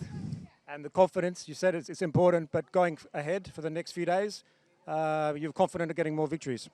Yes, I think I have 14 seconds for the first position. Now I take 10 seconds, but I think it's hard for the anchor station, but I try. Congratulations. Thank you. He does have a big battle in his hands in terms of the general classification. He was 40 seconds off the pace yesterday. As you heard, he did get a 10-second time bonus, so that gets him to 30 seconds to Matthias Brandl. But Dylan Kennett, he was 38 seconds slower than Dylan Kennett. So the 10-second time bonus, that doesn't quite get him to within 28 seconds because Kennett has picked up time bonuses throughout today's stage as well with intermediate sprints plus at the stage finish. So it's still a big gap to make up. Let's take a look at some of the highlights from today's stage. It got underway after there were at the start in Wuji. And it didn't take long for the first attack to go. So often in international races, when it's not a closed, safe road such as this one and they go through a small village, it's neutral at the beginning before they head out onto the open roads. But this, it was the gun go and the attacks started straight away. It was a super aggressive race, and as we just heard a moment ago from Marco Benfato, it was a reasonably easy race to control because it was so fast. At the first intermediate sprint, it was the defending champion Boris Vallet who collected maximum points in the race for the green jersey, but more importantly for Boris Vallet, 3-second time bonus, he put those straight in his back pocket. It was Kennett in the green jersey who missed out. He finished in 4th position, so no time bonuses there for him as they made their way past the giant Buddha.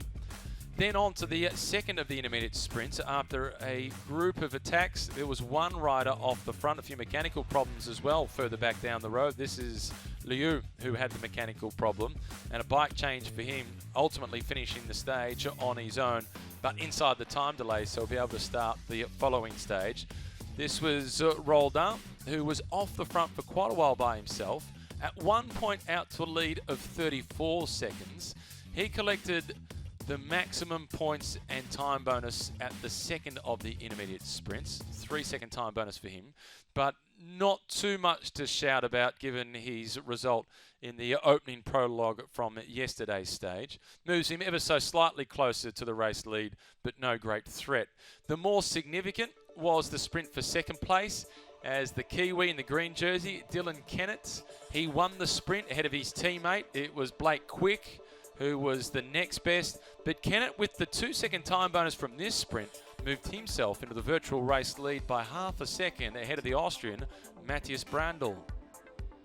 And also an important confidence booster for Kennett, nodded ahead as he looked across to his teammates, Blake Quick. Meantime, there was a little bit of yoga out in front for Roldan as he surrendered, realising at these sorts of speeds, averaging almost 50 kilometres per hour, the solo breakaway was futile. Inside the last 5 kilometres, the race was all back together and the sprinters were desperately trying to get themselves organised. The pink colours of St. George Continental trying to do the lead out for Dylan Kennett. The Maldien Colombian team, they were coming around the outside looking to set up the sprint. So too the Spaniards, Burgos BH, looking to see if they could get themselves involved. But the red and white colours of Androni Giocattoli, they were so patient with both Benfato and Paolucci. They just waited until the last kilometre, and then Benfato, he opened up the sprints. There was almost a fall inside that last kilometre with Kennett coming to the squeeze. He was finishing quickly, but in the photo finish, it was Benfato getting the win. Kennett in second position. Brenton Jones was in third place. It was then Yusuf Ragugi in fourth, Boris Vallet in fifth spots. Importantly, the race officials have given a 1-second time gap between second place and third position. So for Dylan Kennett, that gives him just a little bit more of a buffer on Boris Vallet. And with the time bonus from second place on the stage and with the climbing still to come, that could prove all important for Kennett and his ambitions to try and win this race overall. Let's now take a look at the all-important final kilometre. Keep an eye on the riders in the red and white colours, particularly the man with the yellow shoes on, the first of the riders from that team. That is Benfato. Behind him is Paolucci. And Paolucci was the rider that Benfato was potentially trying to do the lead-out for. as both of them brilliant sprinters in their own right, and Benfato proving himself capable of winning the stage. They didn't do any of the work throughout the stage. They let the other teams do the chasing. They consistently stayed in the slipstream. Benfato really knows how to ride position. He's won so many races in Asia. In fact, this victory today has made it his 16th stage victory in China. Kennett at this point has got himself into an ideal position. He's in second spot in the green jersey.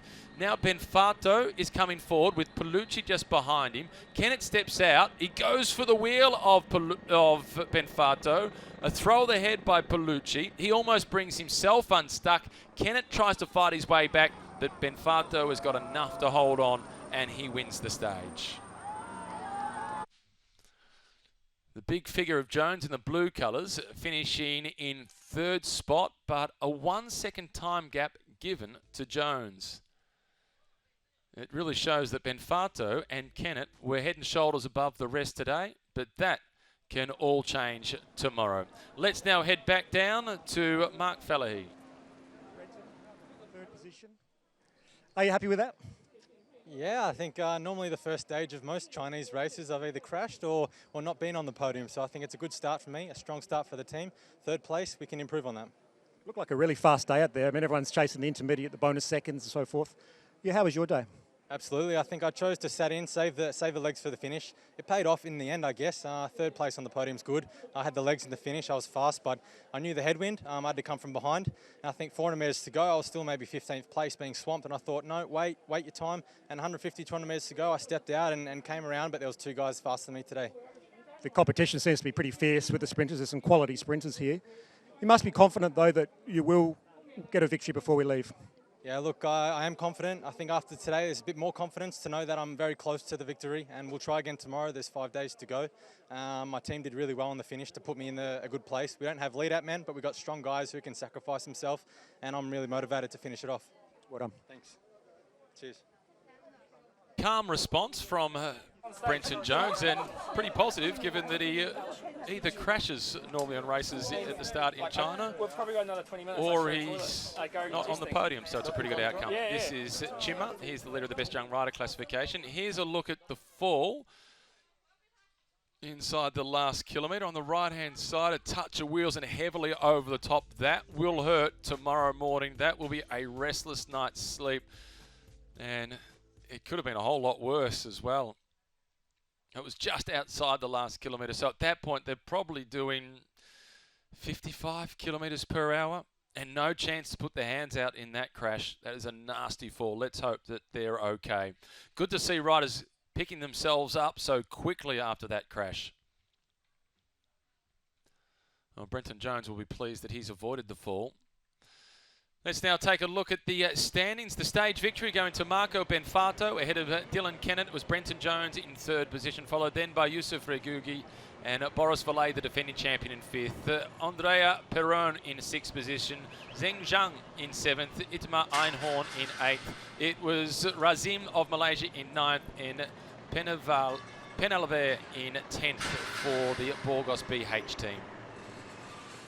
For Kennett, his time bonuses throughout the stage with the intermediate sprints, plus also finishing in second place on the stage, has been all important to move him up into the overall race lead. That was his objective at the start of the day.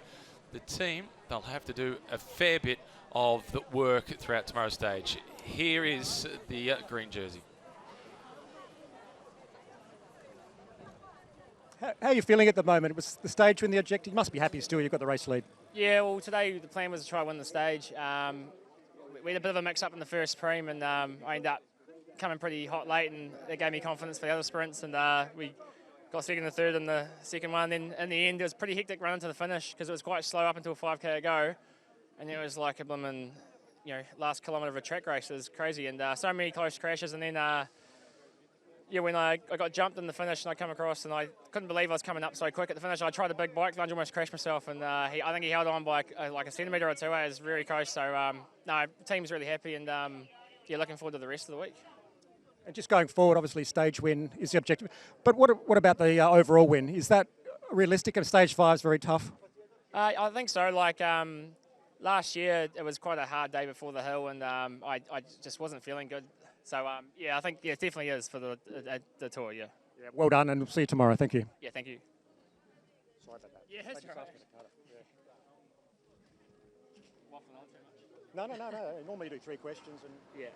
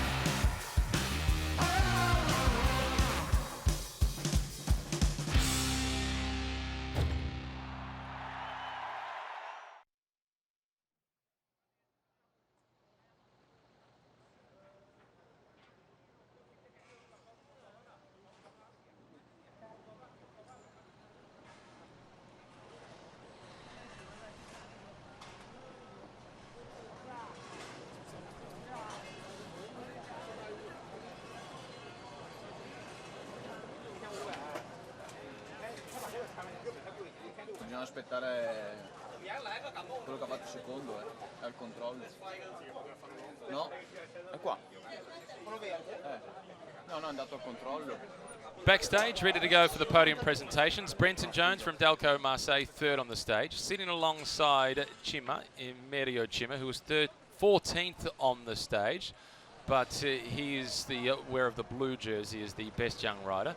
Green jersey for Dylan Kennett for the points classification, but more importantly, he will be stepping out shortly to collect the orange jersey as the overall race leader. That was his objective.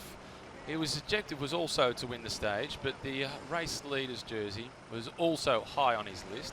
He wore the race leader's jersey last year, courtesy of winning the opening prologue. It was the time that he rode again yesterday. He replicated last year's performance in the prologue this year. Still just 24 years of age, brilliant track cyclist. He's medalled at the World Championships, Junior World Championships that is, in the Omnium, sharing a podium with the likes of Caleb Ewan, who won 3 stages at the Tour de France this year. This is Marco Benfato, who was very smart the way he raced. So too was his team throughout today's stage. They weren't too concerned at any point about any of the breakaways. And he has said that he really does enjoy racing in Asia. And of his 21 UCI victories throughout his career, most of them have been in Asia. In fact, 17 out of the 21 have been on Asian soil, either in China or in Malaysia. Well, Dylan Kennett has had that much experience on the podium here at the Tour of Taihu Lake. He could just about be the coordinator of the podium presentation process.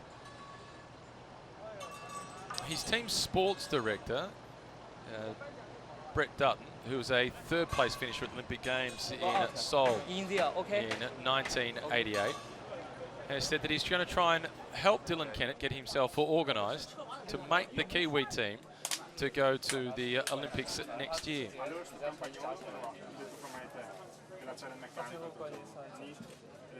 No, l'elettronico meglio del meccanico.